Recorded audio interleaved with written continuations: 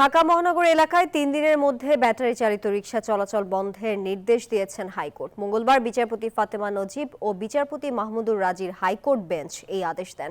সব মিলিয়ে বর্তমানে প্রায় ১২ লাখ রিকশা চলাচল করছে রাজধানীতে, যার বড় একটি অংশ ব্যাটারি চালিত। রিটকারী জানান, সম্প্রতি সড়কে অস্বাভাবিক হারে বেড়েছে ব্যাটারি চালিত রিকশা। এতে সড়ক দুর্ঘটনাও বাড়ছে প্রতিনিয়ত।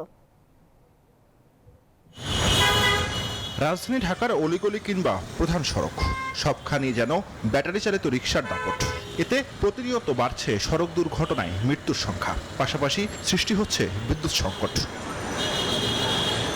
এসব দিক বিবেচনায় বিগত সরকারের সময় কয়েকবার রুল ও নির্দেশনা দিয়েও বন্ধ করা যায়নি প্রধান সড়কে ব্যাটারি চালিত রিকশার দাপট। এই রিকশা বন্ধে হাইকোর্ট নির্দেশ দিলেও হাসিনা সরকার তা বন্ধ করতে দেয়নি। কিন্তু সমস্যা দিনে দিনে প্রকট আকার ধারণ করায় এবার রিট করেন রিকশা মালিকরা।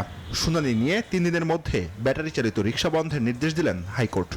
ব্যাটারি চালিত রিকশা যেভাবে মহানগরের মূল সড়কগুলোতে চলাচল করছে, এটি জনজীবন বিপন্ন করছে এবং তারা খুব দ্রুত গতিতে এই রিকশাগুলো চালাচ্ছে। মহামান্য হাইকোর্ট বিষয়টি শুনে রুল দিয়েছেন এবং বিবাদীগণকে নির্দেশনা দিয়েছেন যে ৩ কার্য দিবসের মধ্যে ঢাকা মহানগরী এলাকায় ব্যাটারি চালিত রিকশা বন্ধে পদক্ষেপ নেওয়ার জন্য।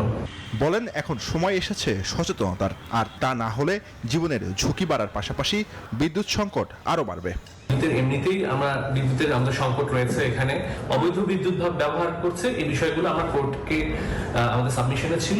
রাজধানীর প্রায় সর্বোচ্চ ব্যাটারি চালিত রিকশার চলাচল রয়েছে। ঢাকার ২ সিটি কর্পোরেশন কয়েক দফা অভিযান চালালেও থেমে নেই অবৈধ এসব যানবাহনের দৌরাত্ম্য। জুবার সানি, নিউজ 24, ঢাকা।